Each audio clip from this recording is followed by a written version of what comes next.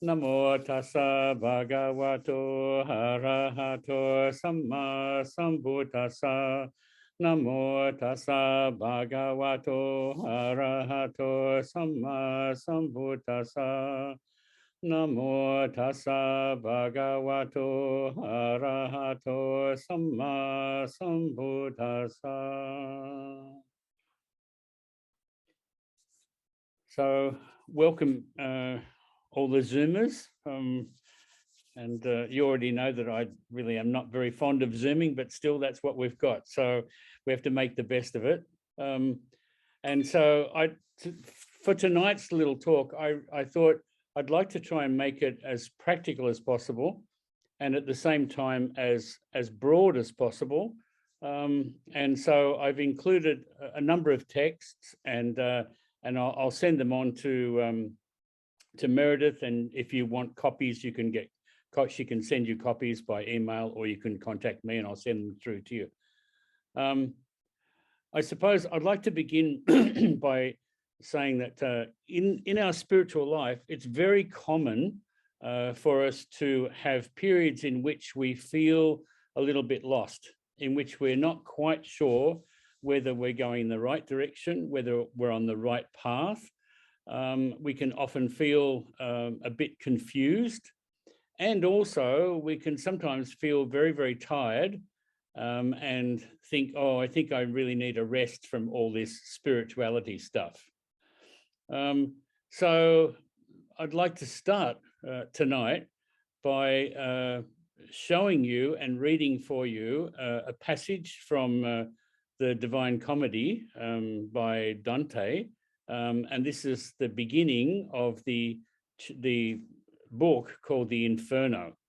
So Kynan, if we can have that text up, and I'll just read it and people can follow it on the screen. So the text begins, in the middle of the journey of our life, I found myself astray in a dark wood where the straight road had been lost sight of.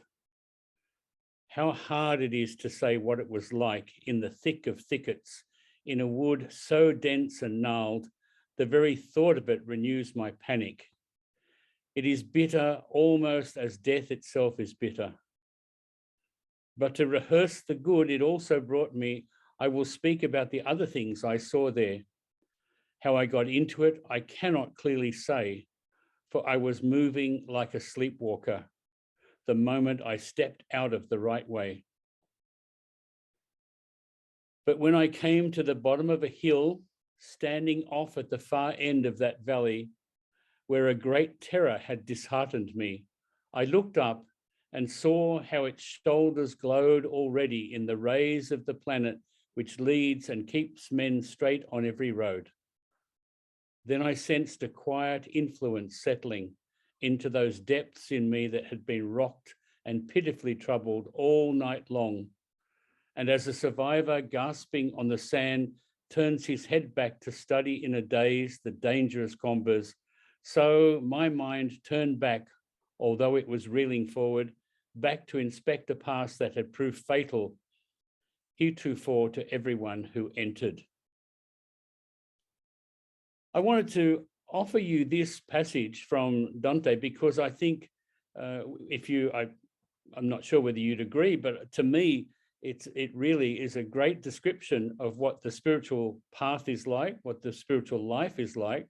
And I feel anyway that it almost echoes the teaching of the Buddha, or at least the Buddha's experience in trying to find a way out of dukkha, in trying to find a way out of suffering. And there are lots of images in there, like the thicket and the wood and the forest, that are also used by the Buddha. These, of course, are metaphors. They're not to be taken literally. And the Buddha himself says, and we'll come to that towards the very end, he says it's a waste of time running off to the forest or running off to go somewhere living by yourself, because that's not the spiritual life. The spiritual life is found, if you like, in living with others. You know, how we live with others, that's a different question. but we don't find it by fleeing from others. And my own teacher used to say to me quite often, what you need to do, when I would say to him, I'd like to go somewhere else to do my practice, he'd say, you have to go into the forest of your heart. And when you go there, you find the tree of enlightenment, you sit down and you don't move. So in the spirit of Dante, I'd invite you then to just accompany me tonight as we journey through some of these things that I think are worth considering, are worth looking at. I think starting with Dante, I think it's a good place to start. So if we're going to set out on a journey, and the spiritual life is often described as a journey, then we need some sort of plan. You don't organize a holiday, or at least most people don't. You don't organize a holiday by just going out your front door, closing it, and walking off down the street with a suitcase. You usually have a plan. You have some sort of destination in mind. You have a direction that you're going to take. Many years ago, the airlines used to offer what they call mystery flights. And you could go to the airport and you pay a very small amount of money, and you could go somewhere, and you would hope that you were going to go somewhere very exciting. I went once, I went to Dubbo, which I can assure you is not very exciting. But our spiritual life, our spiritual journey is not like that. We have to think carefully about where we want to go. We have to have a direction. We need, if you like, a map, a guide of some sort, but we also need the desire to travel, the desire to move. So it's my teacher used to say, get up off your backside and go. He didn't mean go somewhere, he meant get on with things. So we need to find the will to move, to get up and go.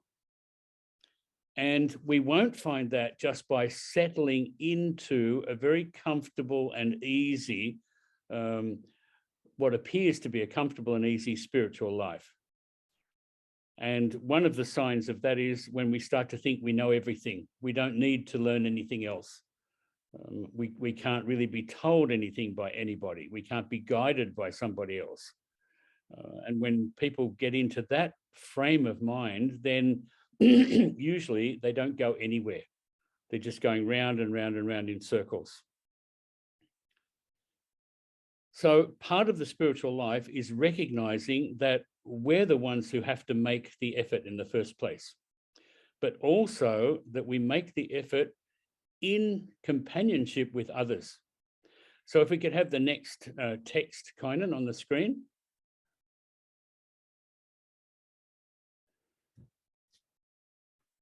This is a little sutta called the Khagavisana Sutta, a rhinoceros. And in this, the Buddha says, if you don't gain a mature companion, if you don't find a mature companion, that is someone who can really help you, who can teach you, a fellow traveler, right living and wise, wander alone like a king renouncing his kingdom, like the elephant in the Matanga wilds, his herd.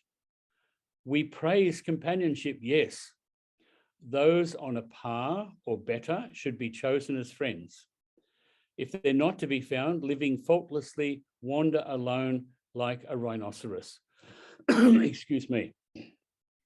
So here the Buddha is telling us we need companions on the path, but we need to choose the kinds of companions who are going to, pardon me, who are going to really help us, who are going to challenge us in the right way, and who are not going to lead us in the wrong direction. So that's something I think in the first place that we can think about. Too often when people take up a spiritual path, it becomes a very, very individualistic thing. You know, it's my path, it's my kind of practice, it's my teacher, and so on. If we practice in that way, I think we're headed for, if not disaster, then certainly we're headed for confusion and chaos. So following on from that little passage, that little sutta, we find in the Majjhima Nikaya, hearing the Dhamma, one remembers it, remembering it, one penetrates the meaning of those Dhammas, penetrating the meaning, one comes to an agreement through pondering those Dhammas. There being an agreement through pondering those Dhammas, desire arises. With the arising of desire, one becomes willing. Willing, one contemplates or literally weighs things up and compares things. So in this little passage from Majjhima Nikaya, we're encouraged to listen to the Dhamma, to hear the Dhamma and to remember it. Not to just collect bits and pieces, and to penetrate the meaning of the Dhamma. Now, it's important to remember too that we find the Dhamma not just in books, not just in so-called Dhamma talks, but in our fellow travelers, in other human beings. Whether they're Buddhist or not Buddhist, we can still encounter the Dhamma in other people. Penetrating the meaning, one comes to an agreement through pondering those Dhammas. So it's not a question of just ticking things off and saying, oh yes, I've got that, I've got that, I've got that. No, we have to really ponder it. We have to turn it over in our hearts and minds. And then we find desire arises. Now, of course, it's a very special kind of desire. It's the desire to become willing to walk the path of the Dhamma, to really throw oneself into the practice. And that's terribly, terribly important. The way we do that, and I'm not going to read through that whole passage, the next little passage, is by understanding what is beneficial or wholesome or good and what isn't in our life. So we can leave that passage now, Kynan. So if we look at our own experience and look at the experience of others and look at what is good or wholesome or skillful or beneficial, then we know that if we're following that path, then we're on the path of Dhamma. It doesn't have to have a label that says, this is Buddhist Dhamma, therefore it's okay. This is not Buddhist Dhamma, therefore it's not okay. Right? It's very important to recognize that, because the Buddha keeps telling us we can find Dhamma all over the place, and from different people, from old people, from middle-aged people, from young people, from even very young people.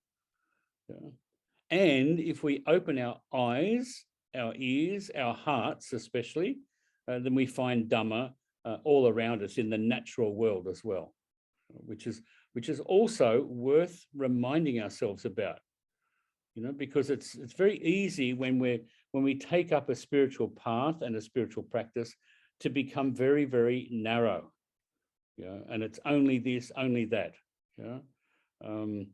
There's a wonderful talk by Bhante Tejadhammo on YouTube, and he talks about the way in which the different Buddhist traditions, so often in the past, either didn't talk to each other or looked down their noses at each other. Or this tradition, we've got the one that's right, you've got the one that's not right. And he points out how really to come into contact with the Dhamma, we need to explore those and we need to respect them. We need to, so to speak, open our hearts and minds to them. Now, in the early period of Buddhism, in the 4th and 5th centuries, people were asking, okay, how do we know? How do we know when we're coming into contact with the Dhamma? And the commonest explanation for this was, oh, well, if you're lucky, you'll come into contact with a Buddha. Now, here we are, 2,500 years or more later, and we know that it's not very likely we're going to come into contact with a Buddha down at IGA or at Woolworths or in the local bookshop. So the next thing was try to come into contact with a particular Sangha. Notice the use of that word particular. So in other words, you find a Sangha that you can belong to, or that you can at least begin to engage with. Now that Sangha could be a Sangha of ordained nuns or monks, but it could also be a Sangha like the one at the association, and that is a Sangha made up of lay people. Yeah. As long as we discover that they're moving towards the wholesome and away from the unwholesome, toward what's good and wholesome, skillful and beneficial. If you can't find a Sangha like that, then you try to look for a number of elders, a number of, if you like, people who really seem to know what they're doing and who can offer guidance. You know? And finally, if you can't find a group like that, then you look for an especially wise person. Not easy to find, unfortunately. So when we set out on the spiritual path, and as we journey along and we finish up at times like, pardon me, like Dante, in the middle of our life's journey, we find ourselves in a dark wood. We're not sure how we got there because we've been sleepwalking. Yeah, plenty of sleepwalking goes on in the spiritual life, as it does in meditation practice. There's kind of lots of sleepwalking goes on there. A certain degree of restlessness and even dissatisfaction is needed to get us going. So we shouldn't be discouraged if we find ourselves restless, and dissatisfied with our practice or with our path, because that's actually a good thing. Yeah. And sometimes it's an indication that we need to go back to the path, that we've actually wandered off the path a bit. You know how sometimes when you go on holidays, especially if you think, oh, I'm going to have a holiday, I'm going to take weeks and weeks and weeks, and won't it be wonderful? And then after a few weeks, you get tired, you get a bit bored, and you suddenly think, oh, I really want to go back home. Yeah. Well, on the spiritual life, it can be a bit like that as well. Yeah. Except that we can't go back. We can only go forward, but we can, so to speak, re-enter the stream of the spiritual life. So the next little text, which I'd like to share with you, is text number 3, Kynan, if you could.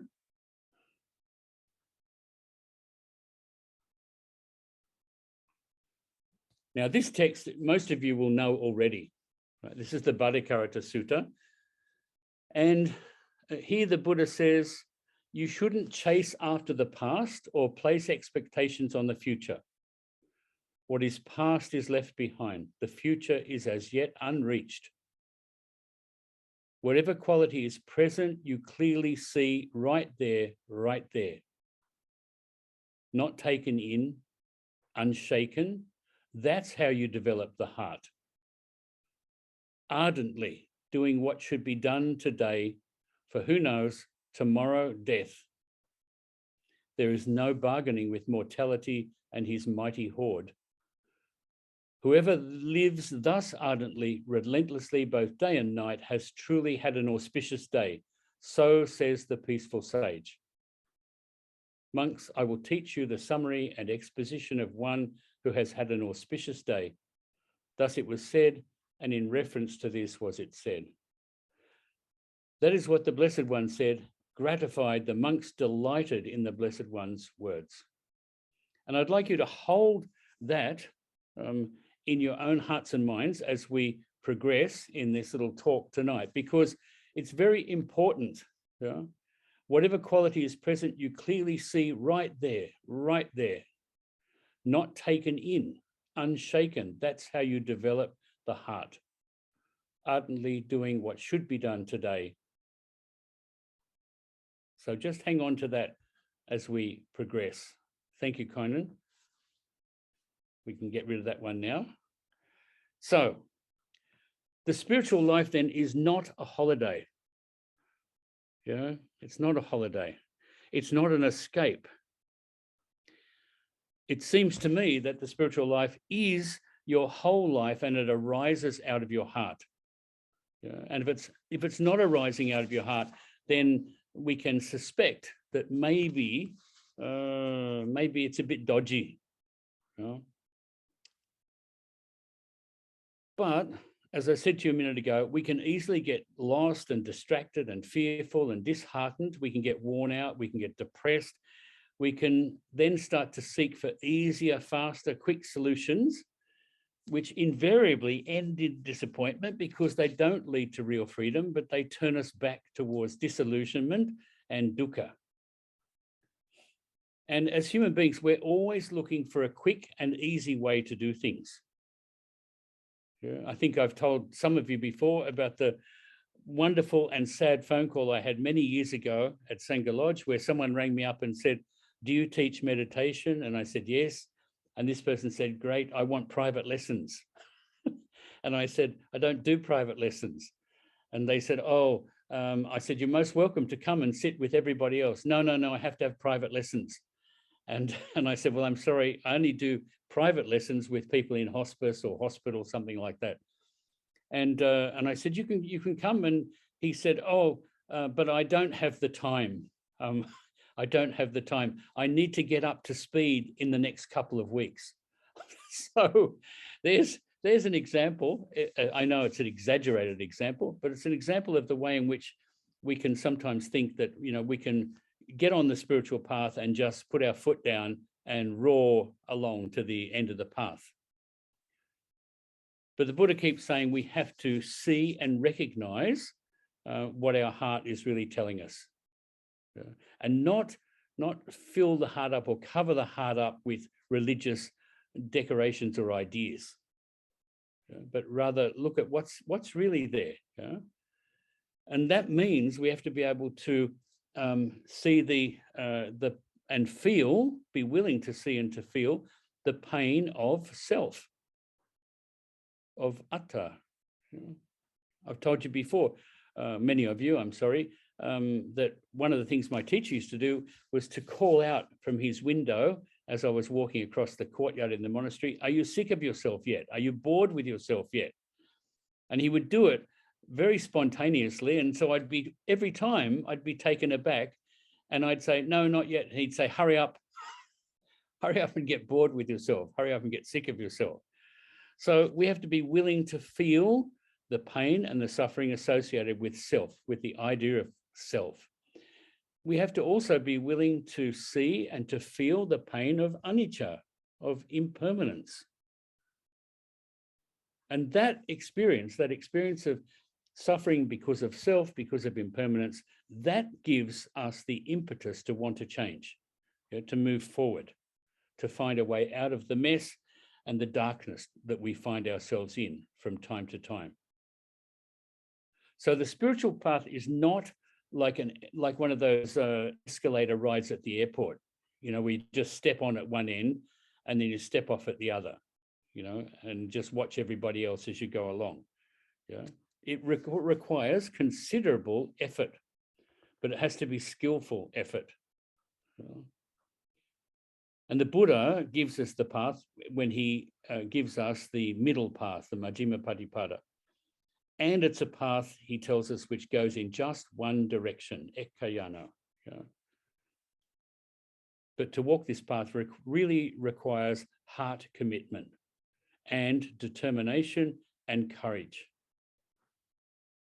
So it's not just a question of I want something or other, But if we can really develop or stir up that heart commitment, determination, courage, then slowly, little by little, our confidence will grow, our trust and our faith in the Buddha's experience and teaching and in the Dhamma will really arise and deepen.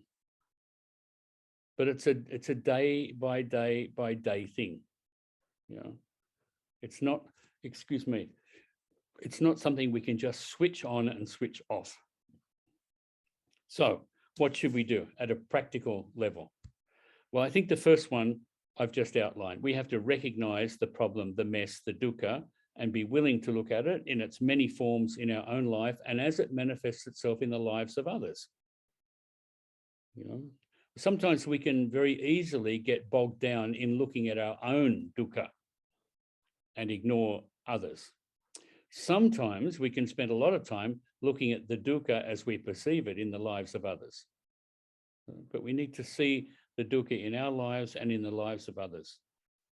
Now, there's an interesting, I think, little clue, and that is when we feel compassion for somebody else's suffering, when compassion arises spontaneously, this to me is a clear sign that dukkha is not right. Dukkha is not the way things should be. So it's almost like compassion says, there's something wrong here. You know?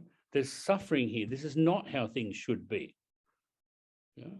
So the arising of compassion itself, in a strange way, gives us the impetus to recognize, okay, this situation, this particular thing, this is not right. This is not good. You know? This is not whole. This is leading to more and more and more suffering. And the heart is the thing that leaps up and tells us, you know, when compassion arises within the heart. Of course, when I say heart, I mean heart and mind, but I don't mean the brain or the sort of the, if you like, the kind of the manipulating and calculating mind.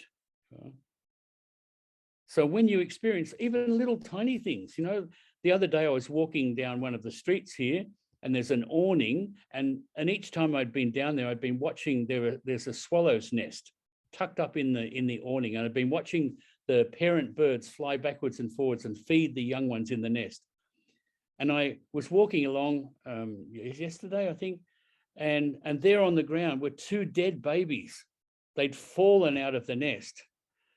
And I can't tell you, I just felt great compassion for them and for the parent birds. So there was one bird left in the nest. And then a lady came along walking her dog, and she saw the two little birds on the thing, and she actually began to cry. She said, "Oh, how terrible this is, how sad this is." So compassion really is a kind of, it's a sort of sign that something is wrong. Yeah. Of course, it's also the way of overcoming what's wrong. So it's very important. Yeah. And so the experience of this kind of brokenness or lack of completeness or lack of wholeness, when we really see it, when we recognize it in ourselves and others, this from the heart says to us, okay, we have to do something about this, yeah, because it's not good. It just leads to more and more suffering. So the next thing I mentioned to you before, and that is that we need to devise or implement a plan, a map, a path out of dukkha for ourselves and for others. And to do this, we need to understand what is wholesome and what is unwholesome. So if you could have a quick look at text 4, please, Kynan.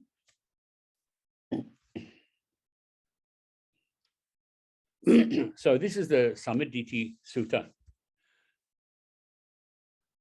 When, friends, a noble disciple understands the unwholesome, the root of the unwholesome, the wholesome and the root of the wholesome, in that way he or she is one of right view, whose view is straight, who has perfect confidence in the Dhamma and has arrived at this true Dhamma.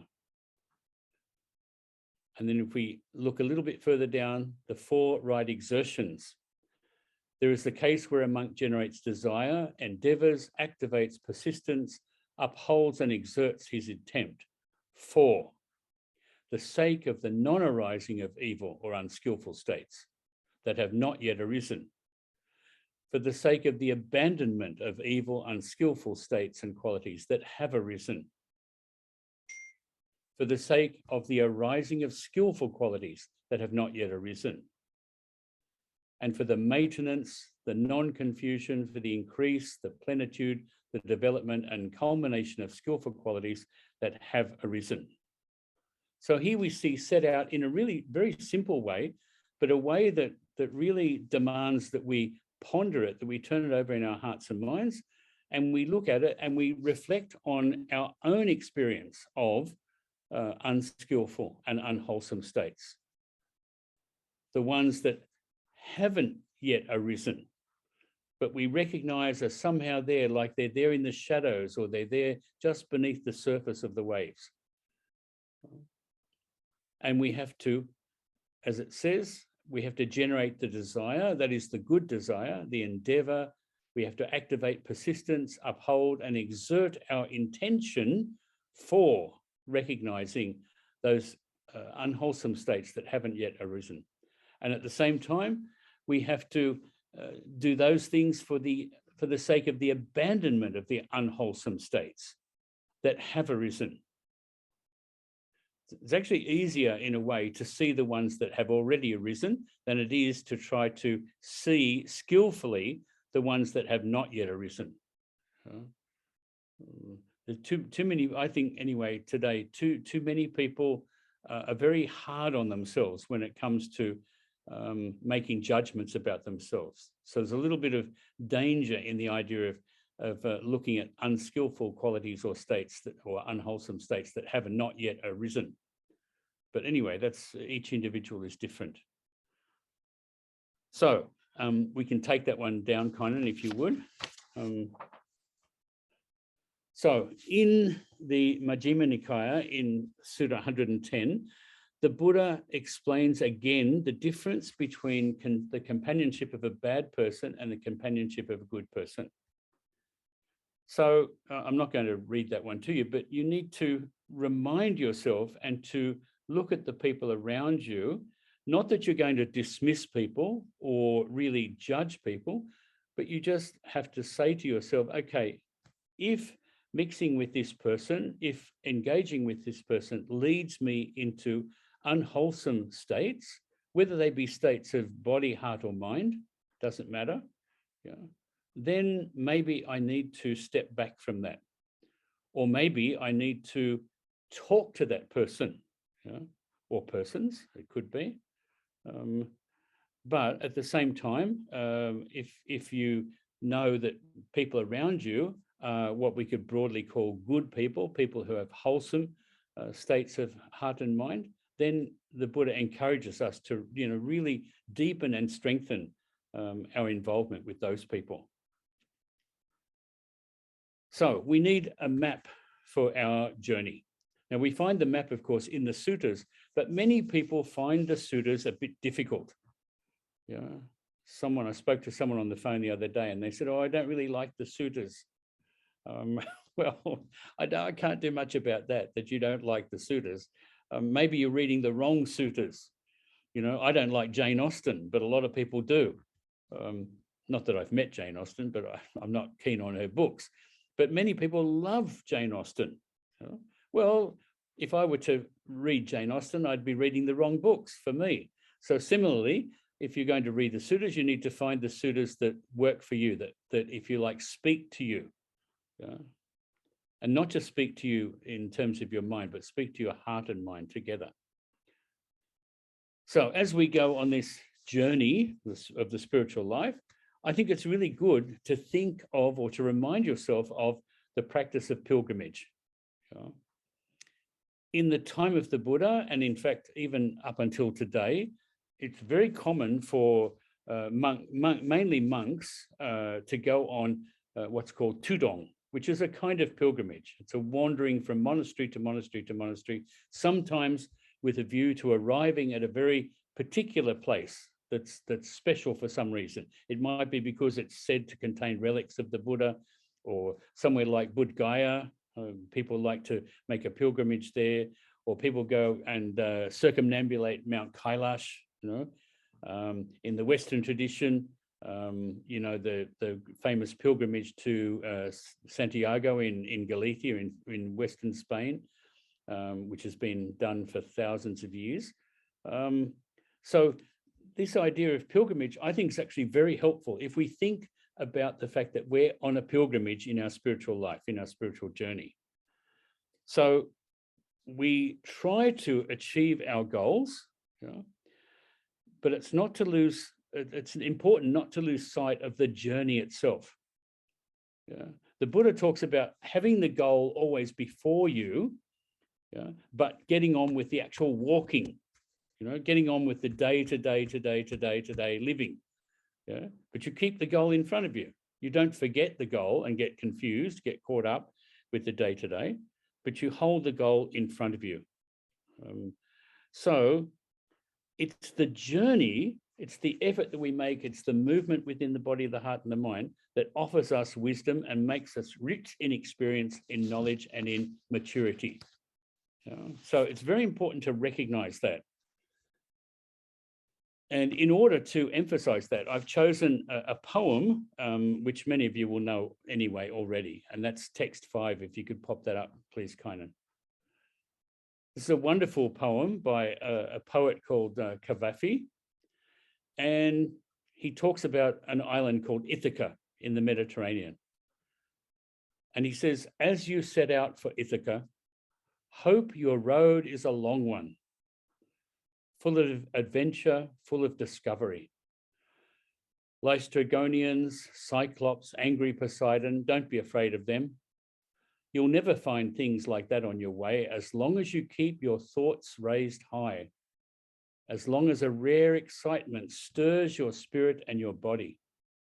Lystragonians, Cyclops, wild Poseidon, you won't encounter them unless you bring them along inside your soul, unless your soul sets them up in front of you.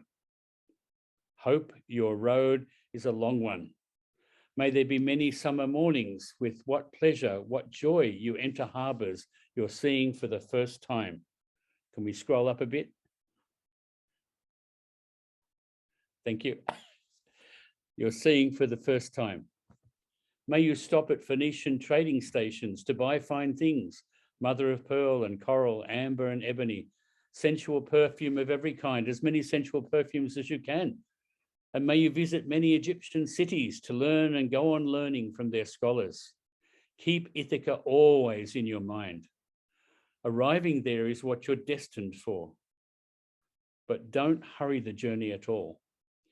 Better if it lasts for years, so you're old by the time you reach the island, wealthy with all you've gained on the way.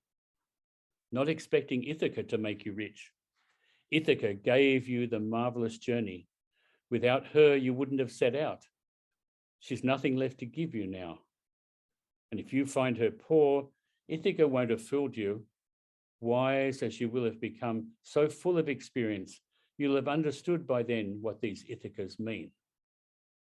So this is a lovely expression, I think, of the spiritual life, of what it means to go on this journey, so that we don't get caught up with having the goal, so to speak, fixed, you know, and we miss the journey. We don't get caught up in the spiritual life in such a way that we ignore other people on the journey with us. We're too busy. Our spiritual life is much more important. You know? I've told some of you before that wonderful story. Some of you will remember Bhante Tejadhammo, the Indonesian monk who came and stayed with us many years ago. And he told an extraordinary story of how when he was staying in India, he was living in one of the really big monastic places in the northwestern part of India, which was also a monastic university. And he became very, very sick. And he became so ill that he couldn't even come out of his room. And he was in his room for about a week or 10 days, really, really ill. And then finally he opened his door and looked into the corridor that went past. And there was another monk coming past.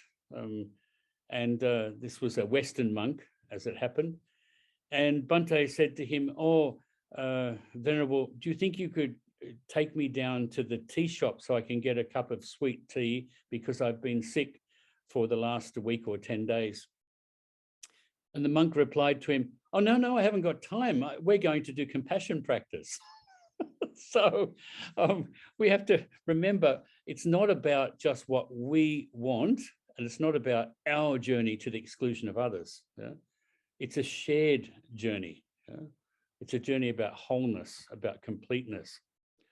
So I really encourage you to start to think about the journey in that way.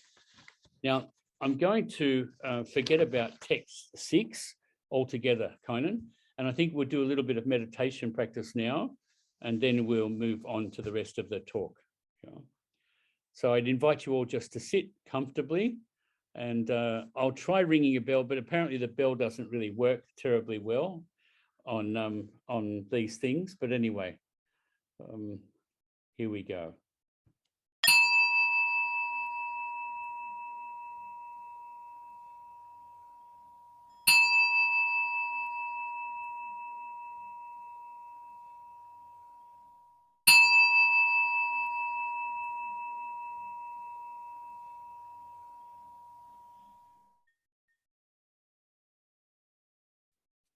So just take your time, let yourself settle.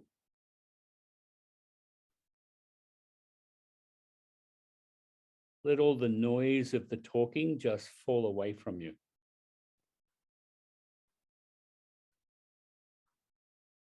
Try to let yourself rest into your own body.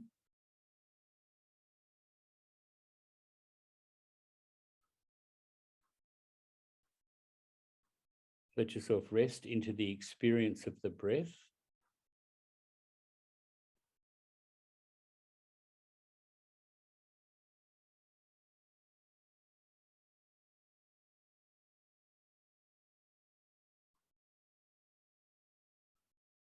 Let yourself just simply enjoy the experience of sitting quietly, resting, and allowing everything else to fall away just for these few moments.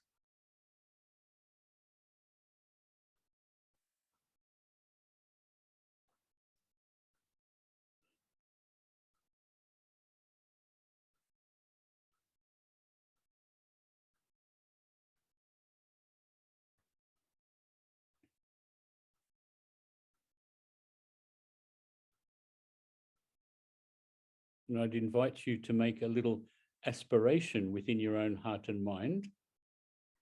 May the effort that I make now in my practice be of great benefit and blessing to myself and to all other suffering sentient beings.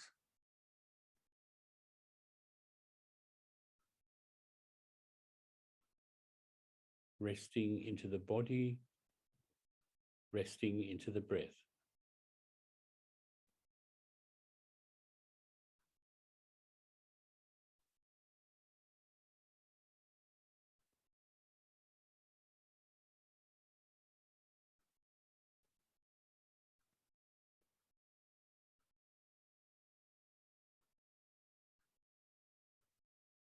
So here we are now on our journey, just having a little rest,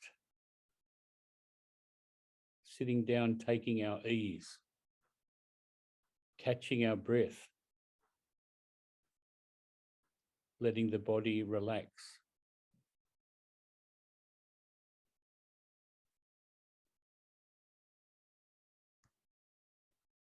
Being attentive to the body, being attentive to all of the senses without being pulled out, pulled away from our heart and mind.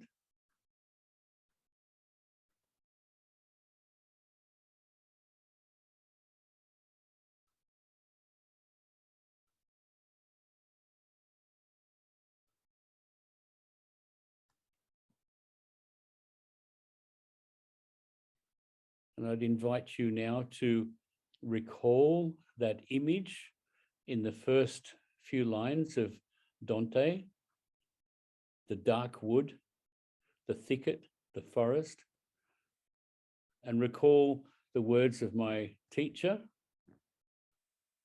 and go into the forest of your own heart in these few moments.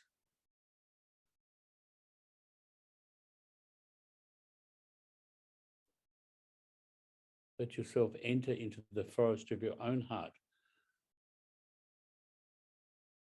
And don't be afraid.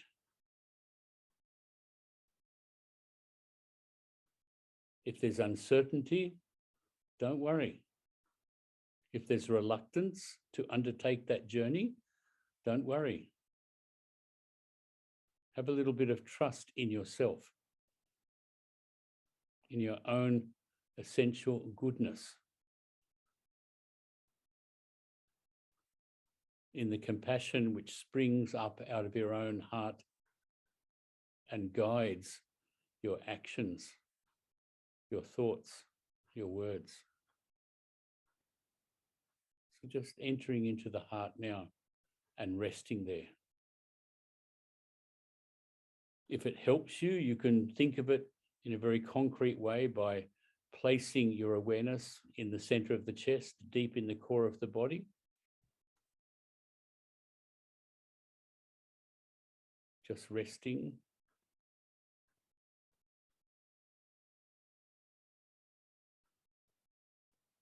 and not allowing yourself to be drawn out, resisting the urge to keep moving, to keep shifting around.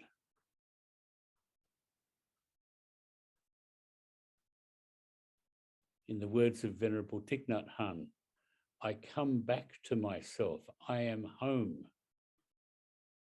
by entering into the heart and mind in this way.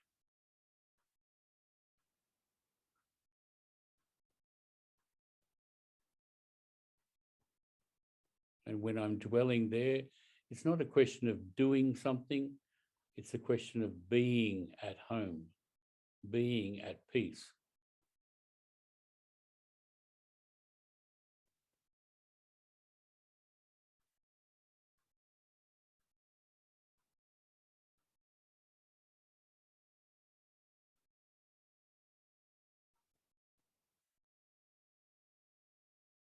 If you find yourself distracted, looking for words or phrases or things that need to be done or addressed, just let them go, let them fall away from you.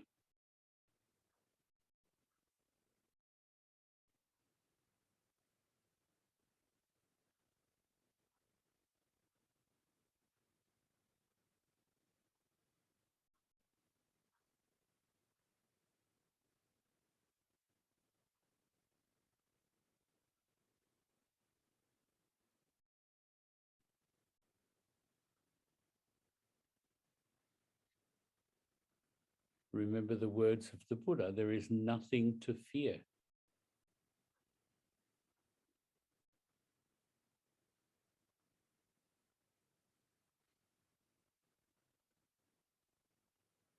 The words of the great Chinese master Huineng, who, I think it's actually Huangpo, who says, in the absence of thought coverings, there is nothing to fear. So let yourself settle deeply into the forest of your own heart.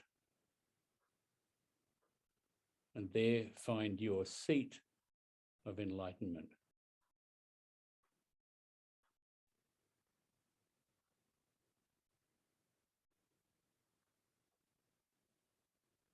Have courage, have perseverance, rest there.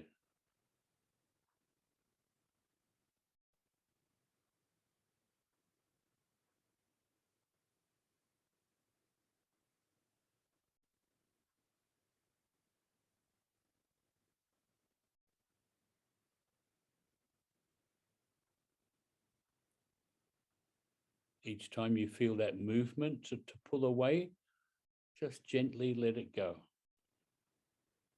Let yourself settle back into the forest of the heart.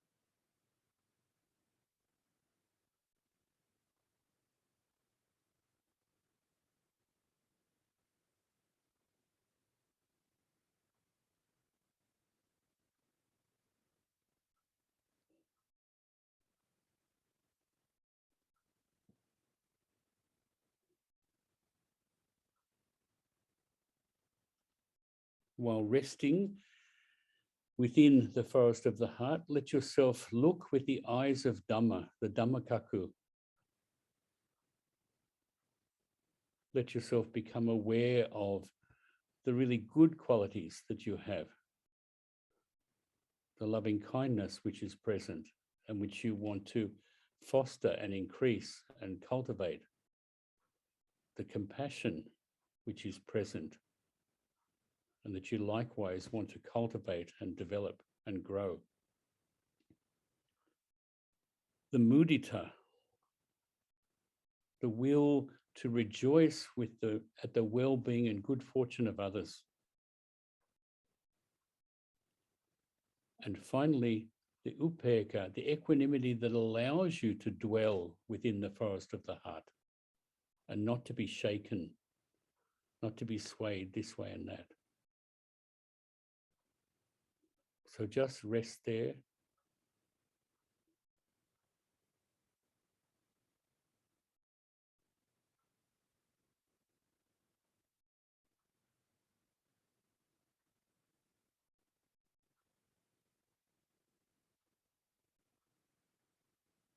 Let your body be like the trunk of a strong, great tree.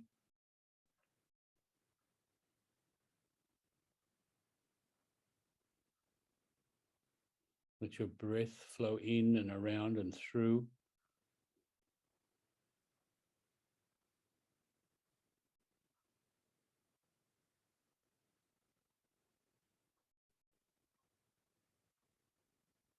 Let yourself be at ease.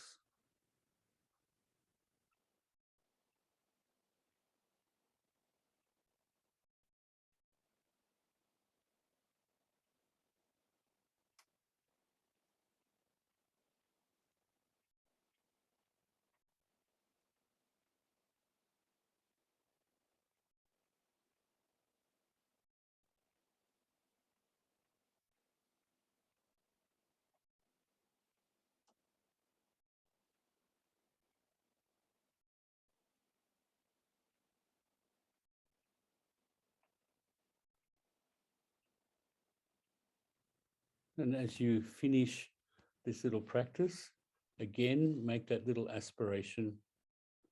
May the effort that I've made be of great benefit and blessing to all other suffering sentient beings and to myself.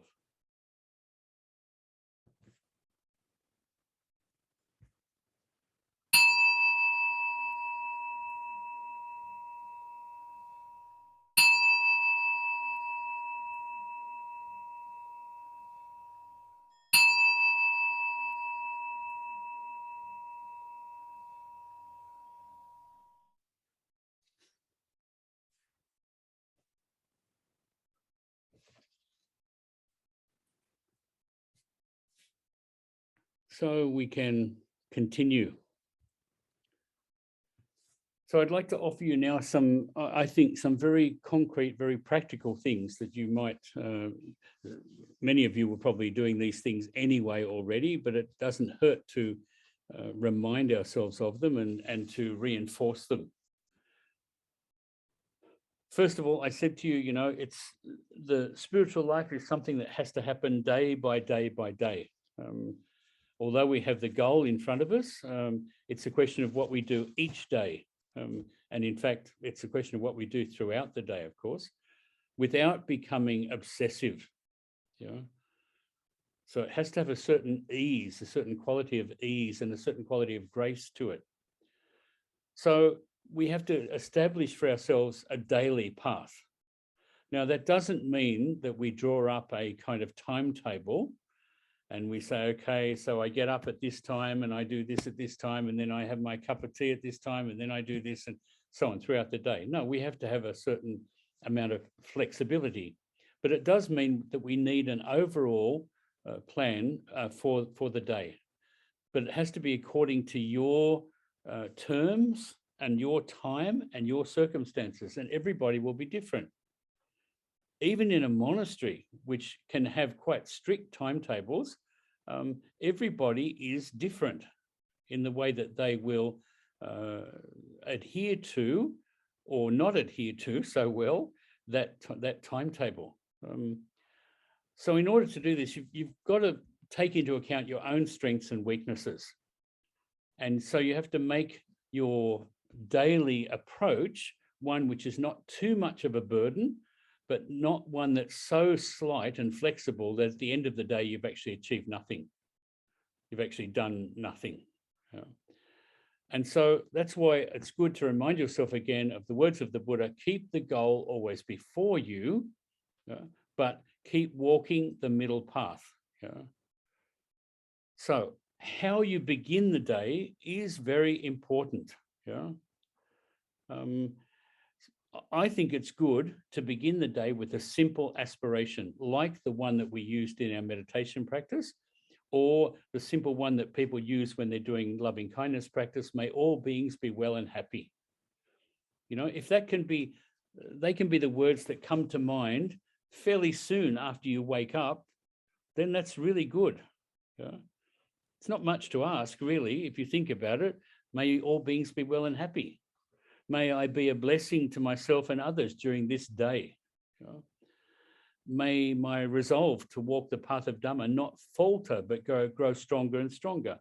Whatever helps you to, if you like, to set the path, before your feet even touch the floor. But of course, you need to have a certain amount of determination and persistence, and to recognize that, okay, if I think that's a good idea, I may do it for a few days, then I forget. Then I'm running late for work, or something else happens, and so I forget. But we don't abandon it. We just gently go back to it as and when it's appropriate. So having a way, so to speak, to it's a bit like having a compass, so that we're pointing ourselves in a good direction for the day. Now, during that day, whichever one it is, you need to have some time for reflection. Not meditation practice, but for reflection. When you actually can sit down quietly or go for a walk or something like that, and just have a little bit of reflecting on what's happening in your life, what's happening around you, what's happening with others. Or it may be a reflecting upon something that you've read. So this is a turning over within the heart and the mind of important things. They could be very small things, but nonetheless, they're important. So even, for example, you might read a little of the teachings. Something like, for example, the Dhammapada. I think the Dhammapada is a great text because you can just read one little verse in that, and you can actually remember it. You don't have to read a whole sutta or go and learn Pali.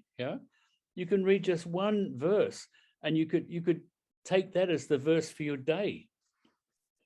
And you don't have to start at the beginning and work your way to the end in the little book of the Dhammapada. You could have a look through and find something that really jumps out or speaks to you, and you hold that one for the day. And you keep coming back to it. You keep thinking about it, turning it over within your own heart and mind. And you will find, I promise you, that little verse will start to open, and it's almost like a blossom within the heart and the mind. It'll start to speak to you in much more profound ways than if you just sat down and read that book from the start to the finish. Because you're holding it there within your own heart and mind and turning it over. So time for reflection and choosing a little tiny passage like that, or it doesn't have to be even from a Buddhist sutra. It might be something else. It might be a verse in a poem. It might be something that you found in a book, or something someone said to you, which you put into, so to speak, into the heart, and you keep it revolving. You keep it turning around, a bit like a prayer wheel within the heart. So I think that's something very practical and easily done. The next thing I think is having to make some time for meditation. And this is difficult because people then say, oh, how long should I meditate for? Well, my answer to that is, how long's a piece of string? There is no set time. The Buddha didn't get round with some sort of kitchen clock, and wander around with the monks and sort of, turn the clock on and say, oh, you've only sat for 2 minutes, and no, go over there, have a look at him, he's sat for 4 hours, and so on. That's something that, unfortunately, ordinary, we could say puttajanas, ordinary worldlings do. We have this obsession with, to do meditation really well, you have to sit for hours and hours and hours. I love the teaching of Ajahn Bunyarith, who some of you know, some of you met him. He's passed away now. He died when he was 104. And he used to say all the time, when the thought of meditation arises in the mind, in the heart and mind, then do the meditation. Yeah. Don't wait till you get home. Don't go and buy candles and incense. Don't go and, tidy up the shrine and put flowers on it and all the rest of it. As soon as that thought arises in the mind, then, in the words of Thich Nhat Hanh, come back to myself, come back to home and practice. So it doesn't matter where you are. Yeah? You can be walking down the street, you can be sitting in the bus or in the car. I'm not suggesting that you shut your eyes when you're driving the car. Yeah. But you bring that awareness, you place, so to speak, that awareness back within the heart. Yeah. So we can have that approach to meditation practice, to bhavana, to cultivation. But we can also then devote a little block of time somewhere in the day. Now, some people, they like a morning and an evening meditation practice. Some people feel they're better in the morning or better in the evening. It's very, very much an individual choice, what you do. I've known some monks over the years who don't do any meditation, pardon me, which comes as a bit of a shock. And I've met lay people who are great practitioners of meditation. You have to work it out for yourself. You have to be, as I said to someone else once on a retreat, I told people that they didn't have to come to the meditation sessions. I said, but if you don't come, all I ask is that you know absolutely clearly why you're not coming. And during the interviews, someone came to me and they said, oh, you're talking rubbish. You don't know what you're talking about. And I said, oh, okay. And they said, you can't tell people that they don't have to come to meditation. Your job is to make people come here to meditation. Your job is to tell people what to do. And I sat quietly for a minute, and then I said to this person, okay, listen really carefully, and I'll tell you what to do. And this person leant forward, and I said, from this point on, you decide what you have to do. And they got up and walked out. We have to decide for ourselves. We gather help, we gather instruction, we get instruction from our friends, but we have to decide ourselves. So we don't go looking for, the perfect way to do meditation or the perfect time. There is no perfect time. As Ajahn Bunyarith used to say, do it when the thought arises within the heart and the mind. The other thing I'd like to suggest to you is that it's a good idea to do a review at the end of the day. Now, I do this myself when I go to bed. And I don't lie there contemplating the universe because I like to go to sleep. But I do have a quick look and I say, okay, how did today go? Did I actually cultivate the wholesome, or was I scattered all over the place? Did I use harsh speech or kindly speech, wise speech? But you have to do this again without harsh judgment or criticism.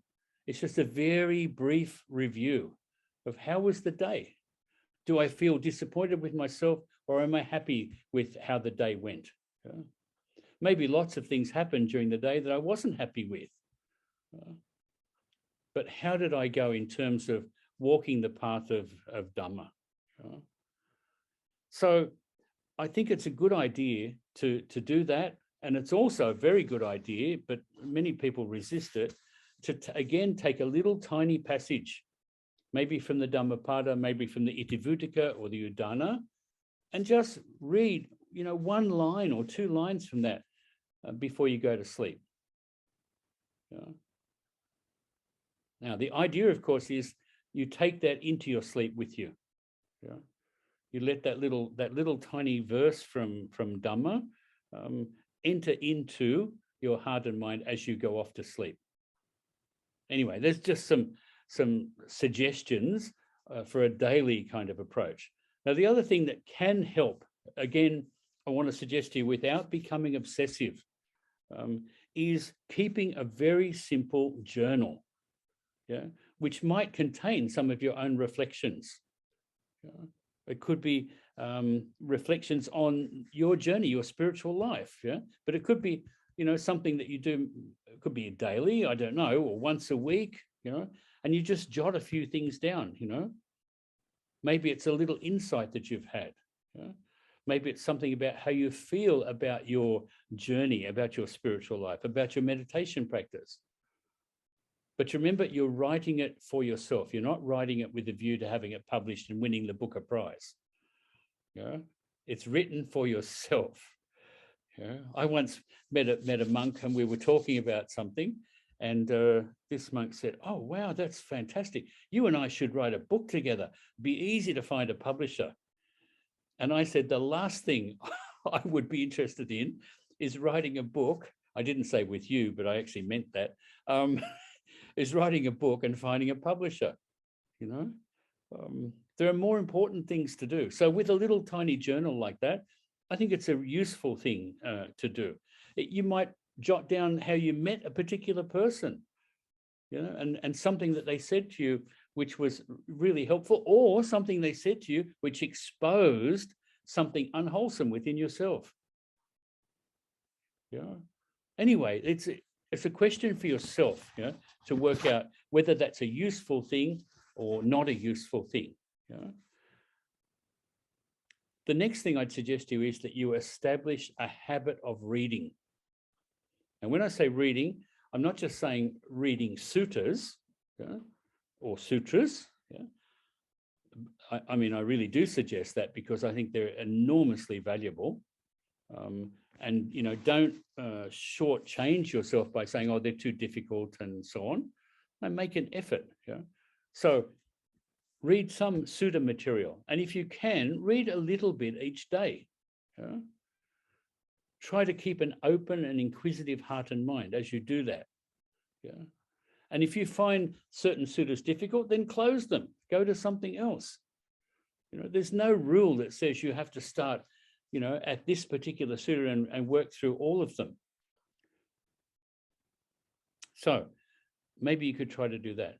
Also, I'd encourage you to read teaching that comes from other teachers.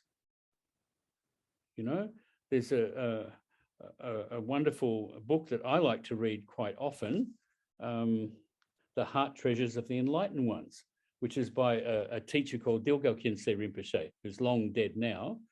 And inside that book, there is a poem which he's translated, a very long poem, from a teacher to his disciple. So he's translating something that's even older than himself. Now, I find that book incredibly invaluable. Now, I don't read it every day, but I will pick it up maybe every few weeks, every couple of months, and I'll flick through it and read a passage out of it.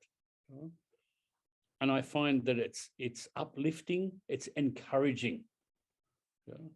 So, you can find yourself, Thich Nhat Hanh's another good example of somebody who writes beautifully, and particularly writes beautifully about keeping things simple and coming back again, in his own words, coming home to myself. Not in some silly new agey way, but in a very deep and meaningful way. So, also asking your friends, have you read anything interesting lately? I have a friend who lives up in Sydney, and she's quite a few years older than me. And whenever we talk on the phone every couple of weeks, and she'll say to me, "Oh, so Bhante, have you read anything interesting lately?" And I'll say, "Have you read anything interesting lately?" And we'll swap, what we've been reading. And sometimes she'll say, "Oh, yeah, maybe that might interest me, maybe it won't," and likewise.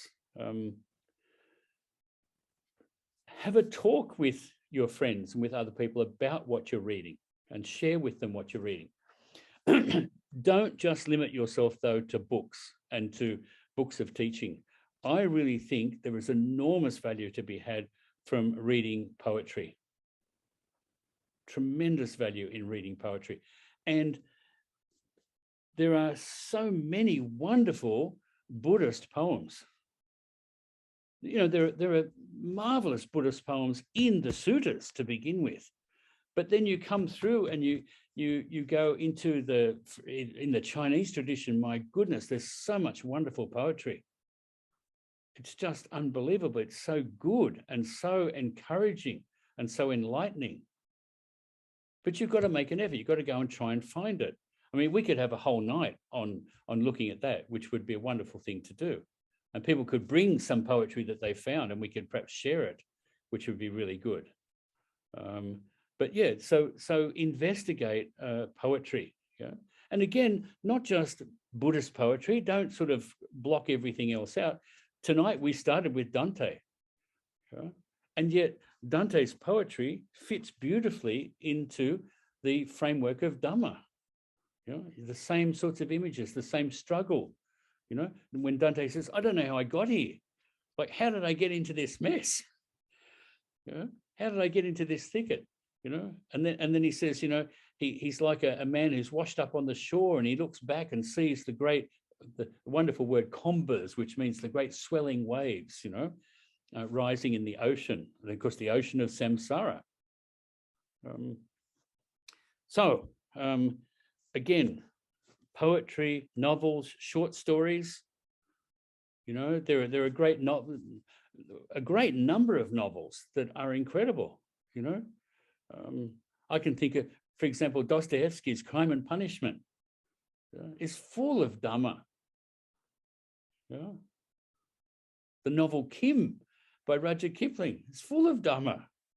I don't know that Kipling knew that that's what he was doing, but there's a lot of Dhamma in it. The novels, or some of the novels of Albert Camus. Lots and lots of Dhamma. You can find, this is not just me talking, the Buddha says you can find Dhamma everywhere if you know how to look. So try to help to keep yourself on the path by refreshing yourself and encouraging yourself with that kind of reading.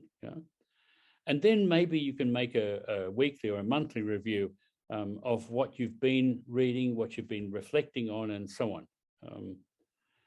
In the monastic tradition, confession is a regular part of monastic life. And I actually think it's a very good thing. And the confession is very simple. The confessional formula is very simple.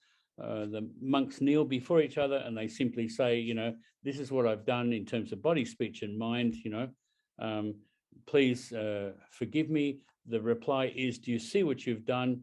And you say, yes, I do see what I've done. And then the response is, make an effort in future. Not you're an idiot, not you're a total failure, just make an effort in future. And then the person who says make an effort in future says, you too should forgive me. So we can find a way of doing this for ourselves, really, because there's plenty of times when we ought to be able to forgive ourselves for things. Then I think, try to find a group of Dhamma practitioners. It's a bit hard at the moment with COVID and everything, or try to find a teacher, but don't become obsessed with the idea of finding a teacher. I found my teacher by accident. Completely by accident. When I was living in Thailand, I mentioned to a man that I met on the beach. He said to me, "Oh, are you interested in Buddhism?" And I said, "Oh, yes." He said, "Go, good. I'm going to take you to meet this monk." And he took me, and we went to, it was in the hot season, we went to the monastery and we sat on the hot steps in the sun. And when the monks came out of the sala where they'd been having their meal, he said, "Oh, he's not here." So I hopped on this man's motorbike and we went back to where I was staying, which was miles away. And as he drove off, he said, "I'll come back tomorrow and get you." And I said, no, don't bother. That's all right. I thought, I don't want to go back there again and sit in the sun. And I deliberately, and I should be ashamed of it, I deliberately got up even earlier so I could go out before he came back. And of course, in Thailand, time means nothing. He arrived well before the time he told me. So we went back, and that's the day that I met my teacher. And the very first thing that he said was, would you like a cup of tea? Yeah, come and sit down, have a cup of tea. And I just found that he was the teacher. He was the person. I had no idea that he was the abbot of the monastery, that he was very highly regarded and so on. And he didn't behave that way either. So, you know, don't be obsessive about finding a teacher. If you do find one, well, good. Yeah. Try to follow them, try to listen to them, try to be encouraged by them. But otherwise, find a group of Dhamma friends, or even, you know, if you're a married person or in a relationship, you can find that with the other person. So that leads me to say, find someone that you can talk to or share with regularly. Someone, if you can, someone that you trust enough who can point out your errors as well, because that's an important thing. You know, I know in different vocations, in different walks of life, people have like peer reviews, you know, where they'll go and talk, and they'll talk about what they've been doing, and the other person listens very carefully and then maybe makes some helpful suggestions and so on. Well, that's a good thing to have in the spiritual life too. So there are lots of other things that we could talk about, but there's some, I think, concrete, practical suggestions you might look at. So if we could put up the last page, I think, which should have on it, it's got text date, but I'm not sure which one I've given you. So if you try putting it up, can you scroll down a bit? No, the other way. Ah, that's perfect. Okay. So we come back to then hearing the Dhamma, one remembers it. Remembering it, one penetrates the meaning of those Dhammas. Penetrating the meaning, one comes to an agreement through pondering those Dhammas. There being an agreement through pondering those Dhamma, desire arises. With the arising of desire, one becomes willing. Willing, one contemplates, literally weighs up and compares.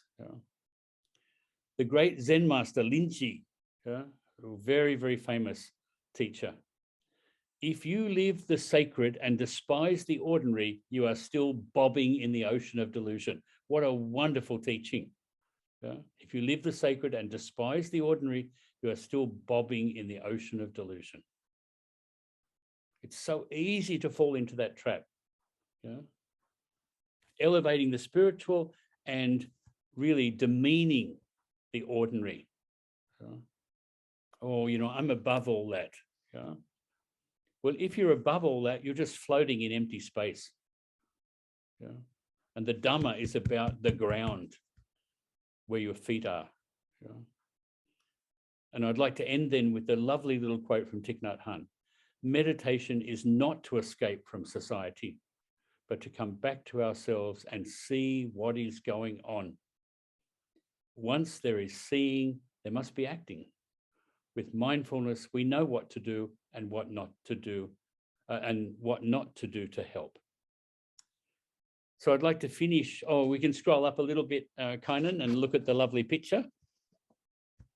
And the little passage. Here's a poem from Dogen Zenji, which is a description I've given you many times before of meditation itself and in what's happening in the mind. Although the wind has fallen off, flower petals are falling still. As a bird cries, the mountain deepens its silence and stillness. So we might finish there, at least the talky part. We've got a couple of minutes left, I think. And if you wanted to ask anything, or I'll hand back to Kainan. Thank you, Bhante. That was really excellent. So much great practical advice there. Really appreciate that. We have a few minutes. So if anyone has any questions for Bhante or anything they'd like to share with the group, now would be a great time.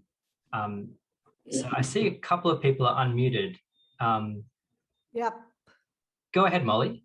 Yeah, I'd like to say something. Bhante, I love the part where you ask us to read a lot and all that. So I just like to share that although now we are in the COVID and we can't go to the libraries or to the bookshops, but the Buddhist library has a lot of books on the in the ebook version. All right, we have about 1,400 titles. Fantastic. So yeah, you all can just go in, and even like Linchi, it is in one of them. So just go in and look for the e-resources, and you can download them.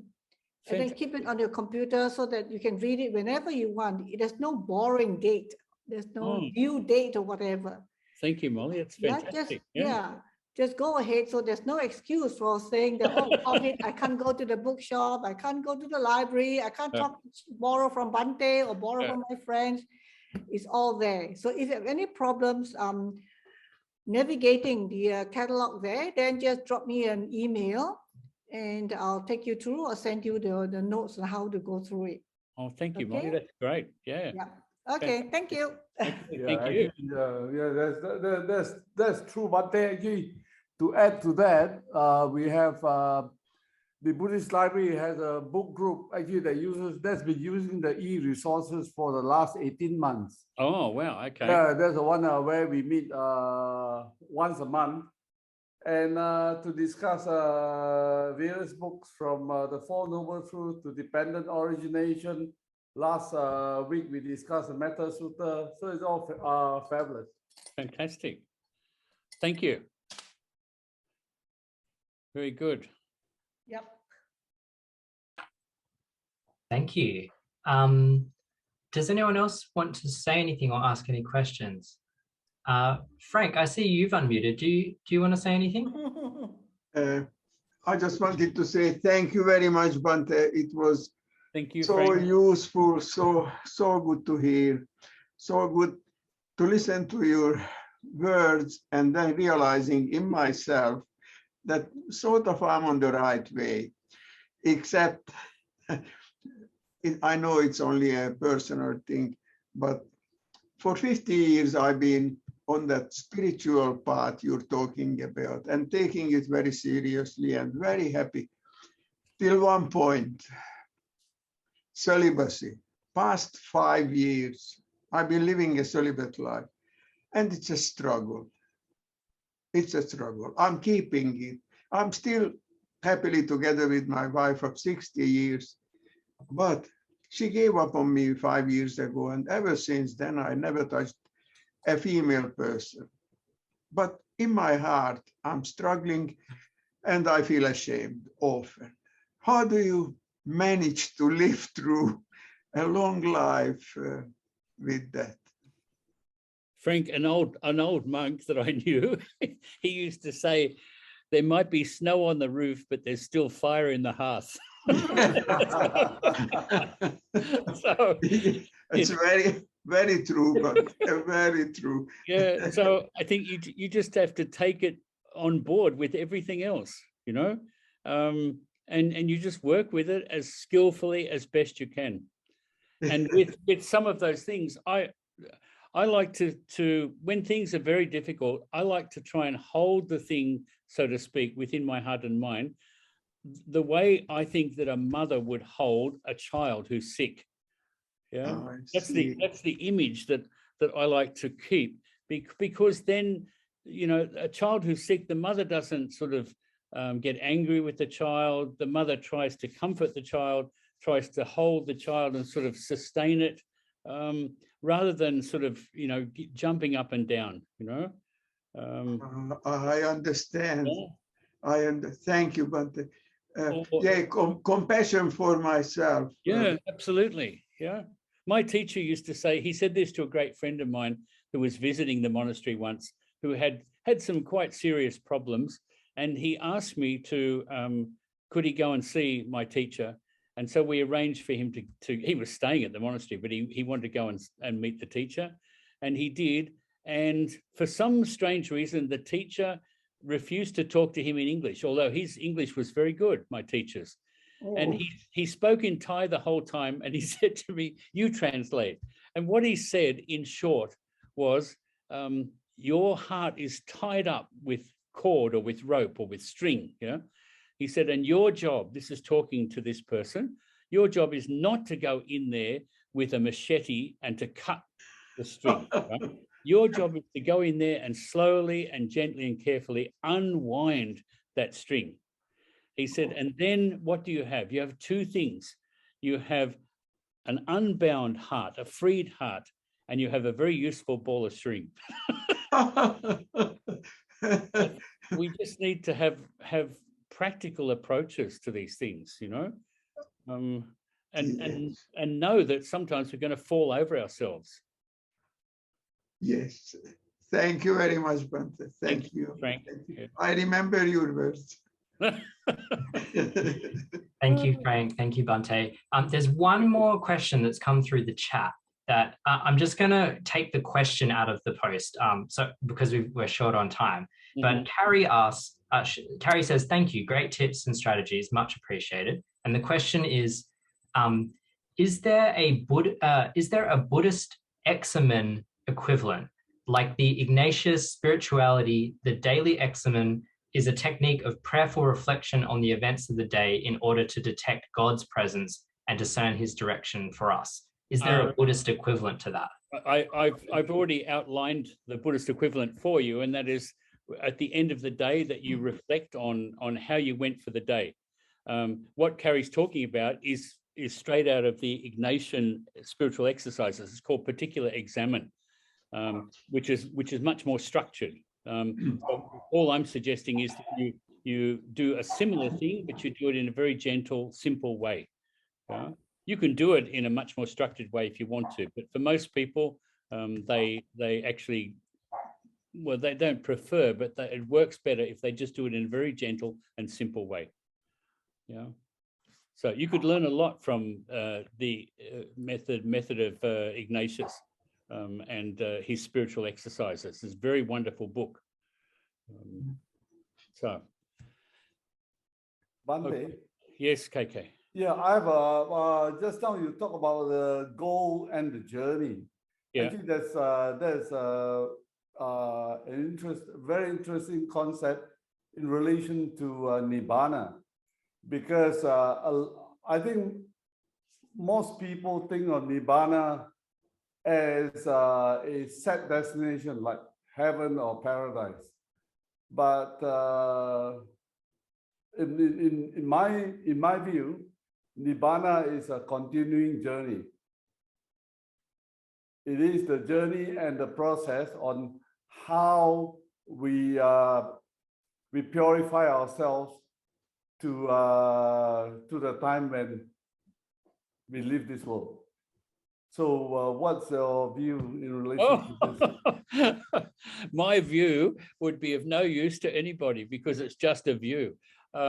I think that we don't really know, or we can't really say precisely what Nibbana is.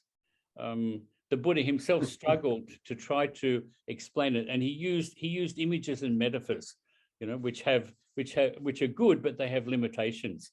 So I think what the Buddha means is you have the goal before you, the idea of Nibbana, the idea of complete freedom of heart and mind, and so on, but you don't obsess about it. You keep it there, and you keep just working away and slowly walking towards it. Just as in traditional pilgrimages, you know, you just walk slowly towards your final destination. Yeah.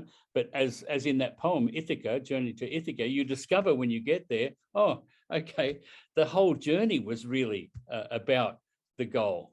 Yeah? The whole journey brought me to the goal, you know. So yeah, I mean, that's why when we talk about the Noble Eightfold Path, it talks about the right view.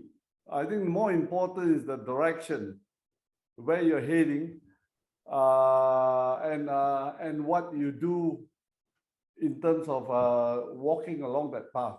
Yeah, well, for the Buddha, of course, it's the same thing, because he talks about the middle path and ekayana, the path that only goes in one direction towards the ending of dukkha. Okay, thank you, Bhante. Thank you. Okay. Thank you. Back to you. Thanks, everybody. This was a great session. Thank you once again, Bhante, for a great talk and meditation. And it was great to see everybody. I hope you can join us again at a future event. Thank you very much. Thanks. Thank you. Thank you, Bhante. Everybody. Good night. Have a good sleep. Thank you, Bhante. Bye. Bye. Good dream. Bye. Bye. Bye. Good night, everybody. Night, Harry. I can do that too. Bye.